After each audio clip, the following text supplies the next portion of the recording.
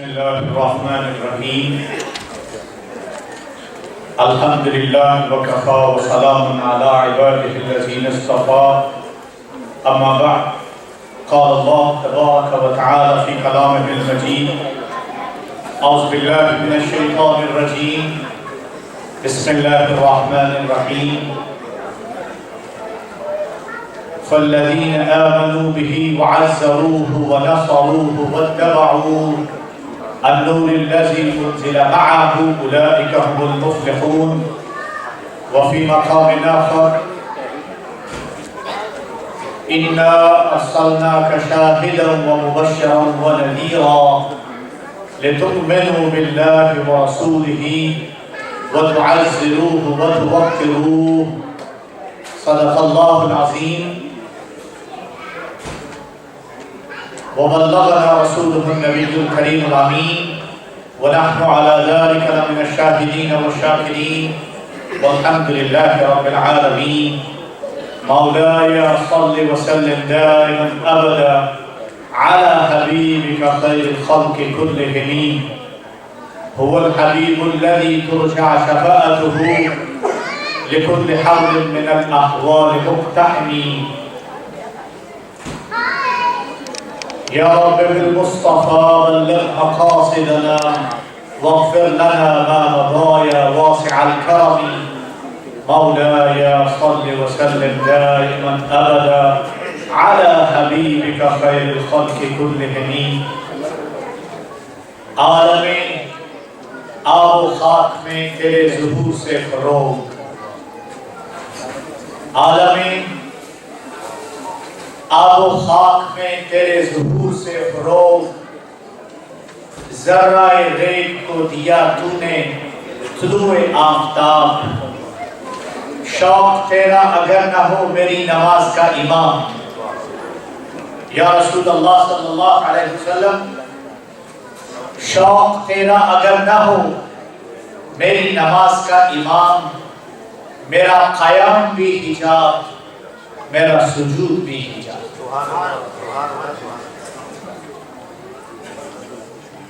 خواتین و حضرات، اللہ رب العزت کا فضل و احسان ہے کہ آج ہم اللہ کے حبیب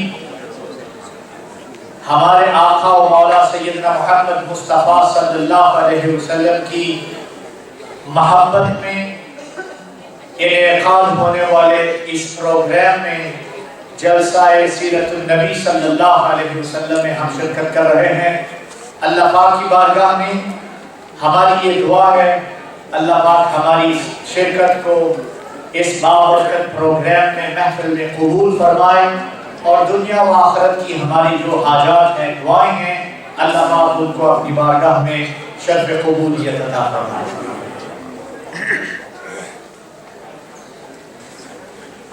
اگلے 10-15 منٹ جو ہیں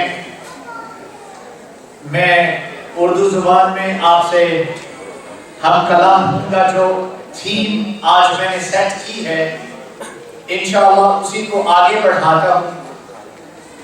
قرآن مجید کے 2 مقامات سے میں نے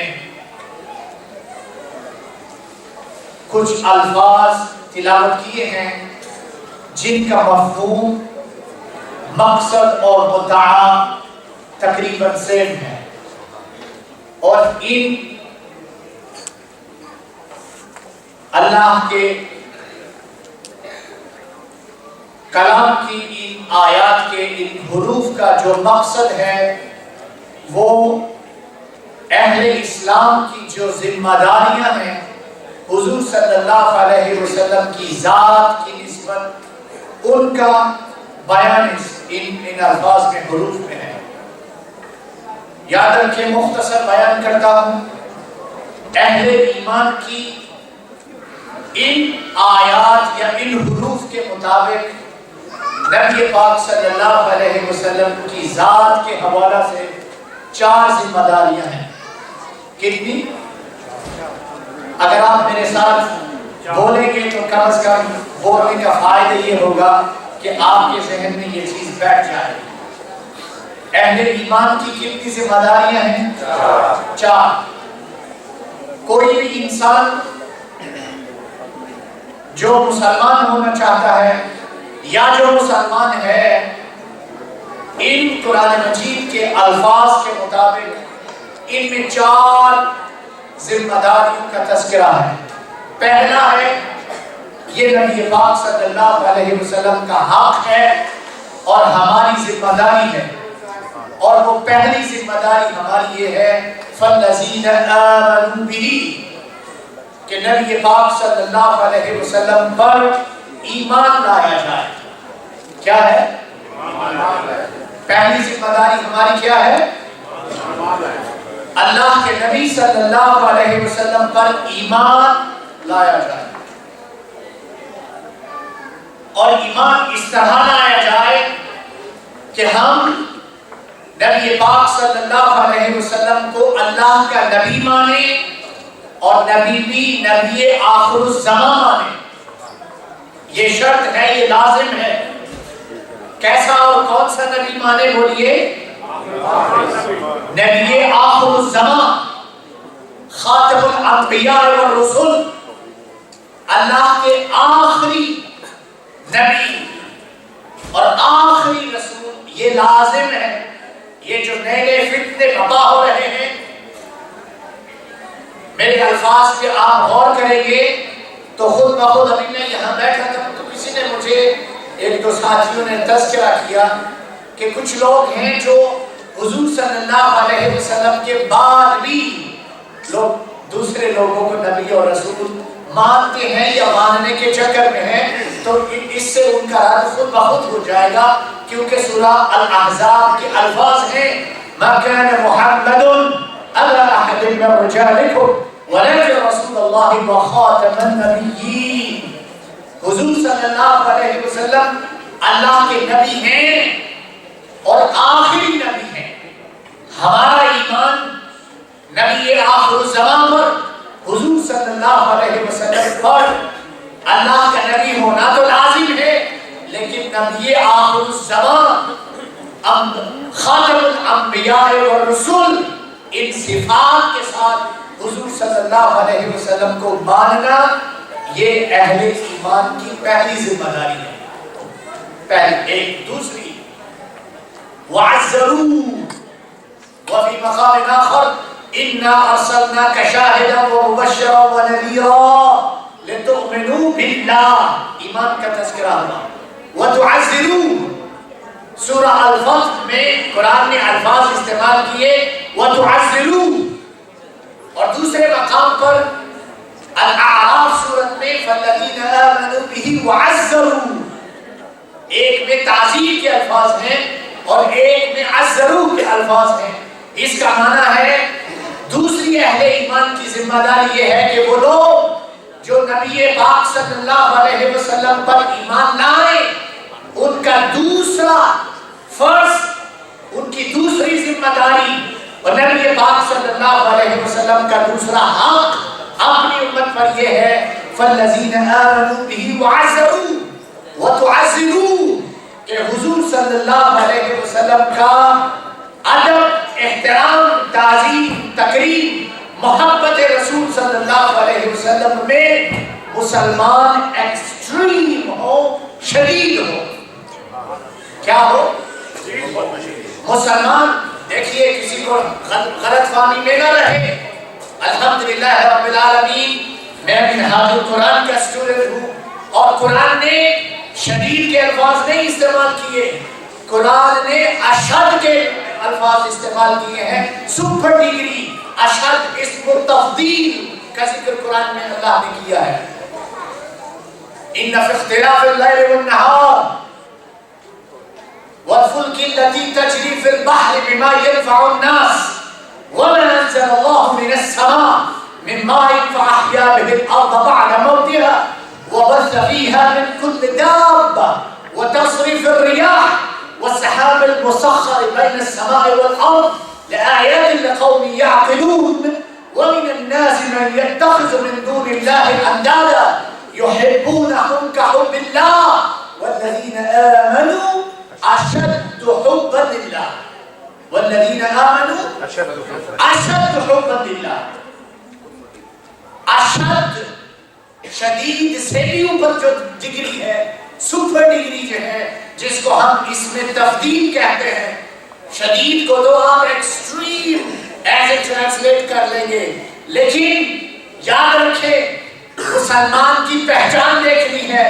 آپ دیکھنا چاہتے ہیں کہ مسلمان کون ہے، کلمہ گو کون ہے، ایمان میں پختہ کون ہے، یاد رکھیں ہمارے ہاں اہل اسلام، قرآن کہتا ہے ہم نے آپ کو امت وسط پیدا کیا ہے، بنایا ہے۔ ہم کون سی امت ہیں؟ بولیے امتا وسطا وَيَكُونَ الرَّسُولُ عَلَيْكُمْ شَهِيدًا۔ ہم مسلمان امت وسط ہیں، بیلنس امت ہیں۔ ہماری آئیڈیالوجی، ہماری سوچ، ہماری فکر، ہمارا سوچنے کا انداز، ہمارے اعمال، ہماری زندگی کا ہر پہلو، اس میں ایکسٹریمزم نہیں ہونا چاہیے۔ Islam does not stand for extremism. Islam does not propagate extremism. No, Islam says, "O Muslims, we have made you." Allah subhanahu wa ta'ala has granted you the status that you are ummat wasat. آپ لوگ وہ امت ہیں جن کی ideology, performance وہ balanced ہے۔ کون سی ہے؟ بیلنسڈ ہے۔ ہم نہ تو لیفٹ کی طرف جاتے ہیں نہ رائٹ کی طرف جاتے ہیں، ہم امت وسط ہیں، ہم میان روی پر قائم رہتے ہیں۔ ہاں دیکھنا ہو کہ مسلمان کون ہے تو ایکسٹریمزم فقط ایک حوالہ سے جائز ہے، اور وہ صرف اس لیے ہے کہ مسلمان اللہ کی محبت میں اور نبی محترم صلی اللہ علیہ وسلم کی محبت میں ایکسٹریم ہوتے ہیں۔ محبت میں آپ ایکسٹریم ہو سکتے ہیں، کیونکہ وہاں قرآن نے اجازت دی ہے کہ مسلمان وہ ہے جو ہر شے سے بڑھ کر شدید اشد محبت اللہ اور اس کے رسول کے ساتھ کرتے ہیں۔ تو آپ اللہ کی محبت میں اشد ہوں، آپ حضور کی محبت میں اشد ہوں، باقی کسی قسم کی ایکسٹریمزم وہ ہمارے لیے جائز نہیں ہے۔ محبت میں آپ کے لیے جائز ہے کہ آپ بڑھ کر کھل کر جیسے چاہیں ایسے محبت اللہ اور اس کے حبیب کے ساتھ کریں۔ یہی وجہ ہے انگلش میں کہتے ہیں everything is okay in love and war. Everything is okay in love and war. یہ سلوگن نان مسلمز کا ہے۔ الحمدللہ رب العالمین، محمد رسول اللہ کے ماننے والے وہ ہیں، وہ وار میں جاتے ہیں تو نبی محترم کا فرمان ہے ہم وہ سیولائزڈ قوم ہیں جب جنگ میں بھی ہو، حالت جنگ میں بھی ہو تو میانہ روی کا دامن ہاتھ سے نہیں چھوڑنے دیتے۔ ہم وہ لوگ ہیں، وہ امت ہے جن کے لیے جائز نہیں ہے کہ ہم درختوں کو کاٹیں۔ ہمارے لیے حالت جنگ میں بھی یہ جائز نہیں ہم عبادت گاہوں کو بنائیں، ہمارے لیے حالت جنگ میں بھی یہ حلال نہیں ہم کسی بھی قوم کو، اپنی دشمن قوم کے بزرگوں کو قتل کریں۔ ہمارے لیے یہ بھی جائز نہیں حالت جنگ میں ہم غیر عقیدہ، غیر مسلموں کے احبار کو، ان کے مذہبی رہنماؤں کا قتل کریں، ان کی عبادت گاہوں کو بنائیں، ان کی خواتین پر حملہ کریں، ان کے بچوں پر حملہ کریں۔ نہیں، اس بات کی بھی جائز نہیں ہے۔ یہ جو everything is permissible, everything is okay in love and war, that is the slogan given by those who later became civilized. Alhamdulillah Rabbil Alameen, the birth of Muhammad Rasulullah sallallahu alayhi wa sallam is the beginning point for the civilization of Islam and Muslims. ہمارے ہاں صرف خدا کی محبت میں اشد ہونا، اللہ کی محبت میں شدید ہونا، اللہ کی محبت میں ایکسٹریم ہونا اور اپنے نبی محترم صلی اللہ علیہ وسلم کی محبت میں شدید ہونا، اس کی اجازت ہے۔ یہی وجہ ہے آج کا یہ پروگرام ہم نے کس لیے کیا ہے؟ یہ محبت کے اظہار کے لیے ہی تو کیا ہے۔ بھائی اللہ کے ہم ماننے والے ہیں، خدا کی مخلوق ہیں، اللہ کے بندے ہیں، اللہ نے یہ زندگی عطا کی ہے، وسائل، ذرائع، مال و دولت، اولاد، زندگی، ہر شے اللہ نے عطا کی ہے، تو اللہ کی محبت میں اور اللہ کے حبیب صلی اللہ علیہ وسلم کی محبت میں ہم نے اظہار محبت کے لیے یہ پروگرام اور محفل سجائی ہے. ہم ایسے محبت کا اظہار کرتے ہیں. اور قرآن نے کہا فَالَّذِينَ آمَنُوا بِهِ وَعَزَّرُوهُ وَنَصَرُوهُ. اہل ایمان کے لیے یہ لازم ہے کہ وہ اپنے نبی کا، اللہ کے نبی کا کلمہ پڑھیں. کلمہ پڑھنا یہ پہلا فرض ہے اور حضور کا حق ہے. اور کلمہ پڑھنے کے بعد نبی پاک صلی اللہ علیہ وسلم کے ساتھ محبت کرنا، آپ کی تعظیم، آپ کی توقیر، آپ کا ادب و احترام کرنا، آپ کے احتشام میں کھڑا ہونا، یہ محبت رسول کا تقاضا ہے اور ایمان کا جزو لا ينفع. یہ دوسری ہماری ذمہ داری ہے محبت رسول. تیسری ہے وَنَصَرُوهُ. تیسری کیا ہے؟ وَنَصَرُوهُ.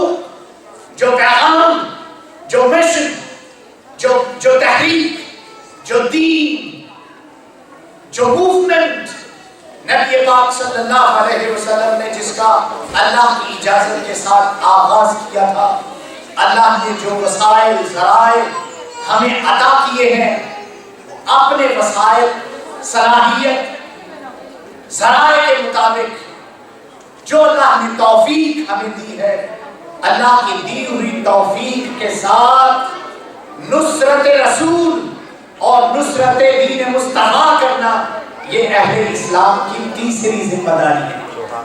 یہ کون سی ہے؟ بولیے.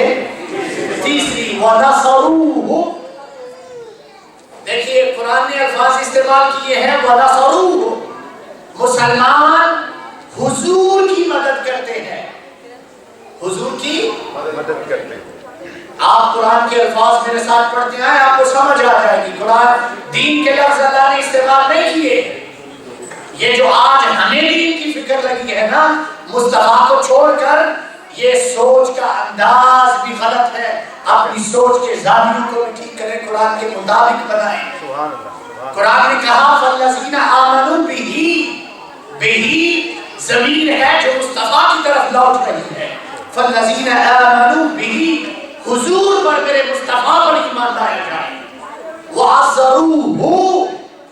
میرے حبیب محمد مصطفیٰ کی تعظیم، توقیر، ادب، احترام کیا جائے. وَنَصَرُوهُ. میرے مصطفیٰ صلی اللہ علیہ وسلم کی مدد کی جائے. دین مصطفیٰ کا ہے، خدا مصطفیٰ کا ہے، ہر شے مصطفیٰ کی ہے.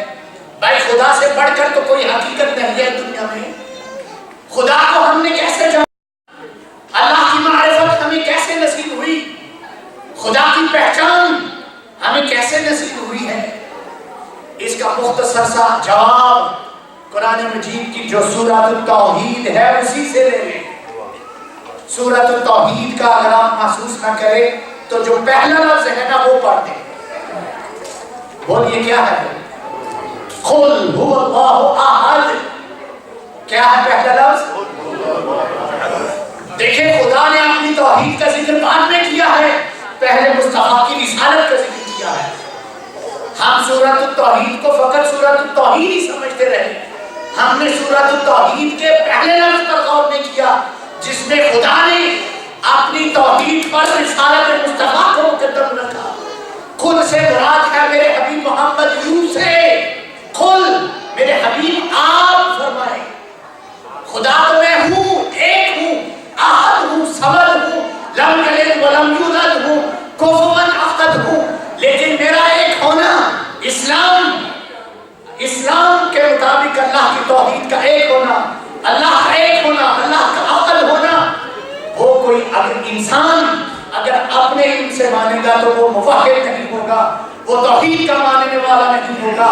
توحید کا ماننے والا وہی ہوگا جو مصطفیٰ کی کریڈیبلٹی پر یقین رکھتے ہوئے اللہ کو ایک مانے گا. قل او مائی حبیب محمد یو سے I am one, I am Ahad, I am Samad, I am not born from anyone, no one is born from me, I am eternal forever. But yes, my Habib Muhammad, I want you to announce my oneness. People may believe in my oneness, by listening from the lips of Sayyidina Muhammad sallallahu alaihi wasallam. قل my Habib Muhammad you say اللہ احد اللہ ایک ہے. تو ہمیں تو خدا نے اپنے تعارف ایک ہونا خود نے بیان کیا, مصطفیٰ کے ذریعہ سے اپنی پہچان کی ہے. وہ لوگ جو نسبت مصطفیٰ کے بغیر, وہ لوگ جو آج دین کا صحیح شعور نہ رکھتے ہوئے موحد بننے کی کوشش کر رہے ہیں, ہم ان کو قرآن کے پیغام کی طرف بلاتے ہیں, ہم ان کو قرآن کی دعوت کی طرف بلاتے ہیں. آؤ قرآن نے جو پیغام دیا ہے اس کو اسی طرح سمجھو اور خدا کو مانو ایک, لیکن بذریعہ مصطفیٰ مانو. قرآن یہی بیان کر رہا ہے. قل هو اللہ احد ونصروا, قرآن نے کہا میرے حبیب محمد پر ایمان لاؤ, میرے حبیب صلی اللہ علیہ وسلم کی ادب و تعظیم کرو, اور میرے حبیب صلی اللہ علیہ وسلم کی نصرت کرو, کیونکہ حضور کی نصرت کرنا, مدد و نصرت کرنا حضور کے مشن کو عام کرنے کی بات ہے. یہ تیسری ذمہ داری ہے. اور چوتھی ہے وَاتَّبَعُوا النُّورَ الَّذِي أُنزِلَ مَعَهُ أُولَٰئِكَ هُمُ الْمُفْلِحُونَ. چوتھی ذمہ داری یہ ہے کہ وہ پیغام, وہ نور, وہ میسج جو نبی پاک صلی اللہ علیہ وسلم کو عطا کیا ہے اللہ نے, وَاتَّبَعُوا النُّورَ الَّذِي أُنزِلَ مَعَهُ, جو حضور صلی اللہ علیہ وسلم کو پیغام دیا گیا ہے, ہدایت کتاب دی گئی ہے, القرآن دیا گیا ہے, اس پر عمل کرو. اولئک هم المفلحون, یہی وہ لوگ ہیں جو فلاح پا جائیں گے. تو چار چیزوں کا ذکر ہوا. کتنی؟ بولیے. اب ان کی جو ترتیب ہے نا, یہ میرا آج کا میسج ہے, میں اگلے 2 منٹ میں ختم کر رہا ہوں. آج کا مسلمان وہ فقط اتباع رسول پہ ہی زور دیتا جا رہا ہے. ہم نے ایسے قرآن کی 4 چیزیں ہیں, فَالَّذِينَ آمَنُوا بِهِ, ایمان صاحب سے اوپر. پھر دوسرا ہے وَعَزَّرُوا, نبی پاک صلی اللہ علیہ وسلم کی تعظیم, تکریم, ادب و احترام, محبت, یہ دوسری چیز ہے. وَنَصَرُوا, نصرت رسول, یہ تیسری ہے. اور چوتھی ہے وَاتَّبَعُوا النُّورَ الَّذِي أُنزِلَ مَعَهُ, نبی پاک صلی اللہ علیہ وسلم کے لائے ہوئے دین پر, آپ صلی اللہ علیہ وسلم کے لائے ہوئے پیغام پر, سیرت مصطفیٰ پر عمل کیا جائے. یہ چوتھی چیز ہے. اور قرآن نے کہا اولئک هم المفلحون, جو لوگ حضور پر ایمان رکھیں, حضور کا ادب و احترام, محبت کریں, حضور کے دین کی مشن کی مدد و نصرت کریں, اور اس پیغام کو اپنی زندگی میں اپنائیں, اس ترتیب کے ساتھ جو لوگ چلیں گے, قرآن کہتا ہے اولئک هم المفلحون, یہی وہ لوگ ہیں فلاح جن کے لیے اللہ نے لکھ دی. آپ اپنے ایمان کو اور ایمان کی ترتیب کو صحیح رکھیں. قرآن نے جو بیان کیا ہے, میری پرسنل سٹیٹمنٹ ہے تو پھینک دیں, لیکن اگر قرآن ہے, اور یقیناً قرآن ہے, 2 مقامات میں نے آپ کے سامنے پڑھے ہیں, فَالَّذِينَ آمَنُوا بِهِ وَعَزَّرُوا وَنَصَرُوا وَاتَّبَعُوا النُّورَ الَّذِي أُنزِلَ مَعَهُ أُولَئِكَ هُمُ المفلحون. وفي مقام آخر إنا أرسلناك شاهدا ومبشرا ونذيرا لتؤمنوا بالله ورسوله وتعزروه وتوقروه وتسبحوه بكرة وأصيلا. یہی وجہ ہے جب ہم نبی پاک صلی اللہ علیہ وسلم کے صحابہ کا عمل دیکھتے ہیں تو ہم دیکھتے ہیں مسلمان وہ تھے جنہوں نے حضور کے ساتھ زندگی گزاری, اور جنہوں نے نبی پاک صلی اللہ علیہ وسلم کا اتنا ادب و احترام کیا. حضور صلی اللہ علیہ وسلم نے, پتہ ہے ایک حدیث ہے, ایک لائن کی بیان کر کے میں ختم کر رہا ہوں. یہ صحیح مسلم میرے ہاتھ میں ہے, صحیح مسلم ہے, اور صحیح مسلم کا چیپٹر ہے کتاب ذکر الانبیاء وفضلہم. اس میں ایک حدیث ہے, سنیے, اور یہ میرا آج کا میسج بھی ہے. عن ابی ہریرہ رضی اللہ عنہ ان رسول اللہ صلی اللہ علیہ وسلم قال من اشد امتی لی حبا ناس يكونون بعدي يود احدهم لو رآني بأهله وماله او كما قال عليه الصلاة والسلام. حضور صلی اللہ علیہ وسلم نے صحیح مسلم کتاب ذکر الانبیاء وفضلہم اس میں حدیث نمبر ہے چیپٹر ہے 56, حدیث نمبر ہے 1604. حضور صلی اللہ علیہ وسلم نے ارشاد فرمایا اور اپنے صحابہ کو بیان کیا. حضور نے ارشاد فرمایا میرے صحابہ سنو, آپ میرے صحابہ ہو, یقیناً بہت آپ کا مقام و مرتبہ بلند ہے. حضور نے ارشاد فرمایا میرے آپ کے بعد کچھ لوگ ایسے آنے والے ہیں من اشد امتی لی حبا ناس یکونون بعدی. میرے صحابہ سنو, کوئی وقت آئے گا جب آپ اس دنیا سے اصحاب چلے جائیں گے, تابعین, many generation of Muslims are going to be passed. لیکن وہ لوگ آئیں گے جن کی نشانی حضور نے ارشاد فرمائی. وہ کون لوگ ہیں؟ حضور نے ارشاد فرمایا من اشد امتی ہم ناس یکونون بعدی. کچھ لوگ ایسے بھی آئیں گے بعد میں, آخر ٹائم میں میرے ساتھ شدید محبت کریں گے. کیسی محبت کریں گے؟ میں نے اشد کے الفاظ قرآن سے بیان کیے, اور یہ جو حدیث پاک ہے اس میں حدیث پاک میں حضور صلی اللہ علیہ وسلم نے اشد کا لفظ جو ہے وہ استعمال کیا ہے. صحیح مسلم میرے ہاتھ میں ہے. میں نے کہا مسلمان وہ ہے جو اللہ اور اس کے رسول کی محبت میں ایکسٹریم ہوتا ہے, باقی کسی چیز میں نہیں. قرآن سے بیان کر دیا, البقرہ سے. یہ حدیث صحیح مسلم میرے سامنے ہے, آپ سنیے. قال علیہ الصلوۃ والسلام من اشد امتی لی حبا, میرے ساتھ اشد محبت کرنے والے وہ لوگ ہیں یکونون بعدی, جو میرے بعد میں آئیں گے. وہ کیسی محبت حضور سے کریں گے؟ حضور نے ارشاد فرمایا یود احدہم لو رآنی باہلہ ومالہ. میرے بعد میں آنے والے میری امت کا حال یہ ہوگا, وہ لوگ میرے ساتھ اتنی محبت کریں گے, ان کی چاہت یہ ہوگی کاش ہم سے ہر چیز لے لی جائے, ہمارے اہل, ہمارے مال, ہماری جان, ہر شے ہماری کوئی لے لے, صرف مصطفیٰ کی ایک جھلک ہمیں دکھا دو. یود احدہم لو رآنی باہلہ ومالہ. آج جس محبت پر لوگ اعتراض کر رہے ہیں, خدا کے بندوں قرآن کی طرف آؤ, خدا کے بندوں حدیث کی طرف آؤ. حدیث تو ہمیں ایک ہی بیان کر رہی ہے, قرآن کا تو پیغام یہ ہے کہ مسلمان کو دیکھنا ہو, مسلمان وہ ہے جو اپنے حلیہ میں, جو اپنی چال ڈھال میں, جو دیکھنے میں, جس کا طرز عمل جب وہ بولے تو اس کی گفتگو سے خدا کی محبت اور مصطفیٰ کی محبت نظر آئے. الحمدللہ رب العالمین. میں سمجھتا ہوں میری زندگی میں دو واقعات بڑے عجیب ہیں. ایک تو یہ ہے کہ میں شہر اقبال سیالکوٹ علامہ اقبال کے محلے سے ہوں, اور دوسری میری خوش بختی یہ ہے کہ میں اس وقت کے عظیم محدث اور مفکر ڈاکٹر طاہر القادری صاحب شاگردوں کے قدموں میں بیٹھا.